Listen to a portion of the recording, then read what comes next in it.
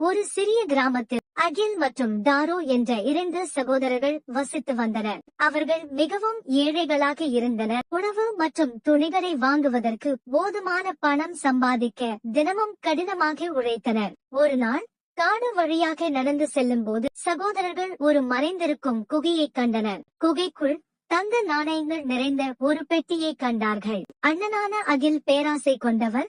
எல்லா நாணயங்களையும் தனக்கென வைத்திருக்க விரும்பினார். குகையை பற்றி யாரிடமும் சொல்ல மாட்டேன் என்று உறுதியளித்தால் மட்டுமே சில நாணயங்களை தனக்கு தருவதாக அவர் தாரோவிடம் கூறினார். மறுபுறம் தாரோ கருணையும் தாராள மனப்பான்மையும் கொண்டவர். நாணயங்களை சமமாக பகிர்ந்து கொள்ளவும் ஏழை அண்டை வீட்டாருக்கு உதவ பணத்தை பயன்படுத்தவும் அவர் பரிந்துரைத்தார். தாரோவின் யோசனையை கேட்க அகில் மறுத்து நாணயங்களை தனக்கென வைத்திருக்க முடிவு செய்தார். ஆனால் அவர் செய்தவுடன் நாணயங்கள் கற்களாக மாறின. தொலைவில் இருந்து பார்த்து கொண்டிருந்த தாரோ சில கற்களை எடுத்து கிராம மக்களுக்கு ஒரு கிணறு கட்ட அவற்றை பயன்படுத்த முடிவு செய்தார். அவர் செய்தது போல் கற்கள் மீண்டும் தங்க நாணயங்களாக மாறின. தாரோவின் கருணை மற்றும் தாராள மனப்பான்மையால் கிராம மக்கள் வியப்படைந்தனர்.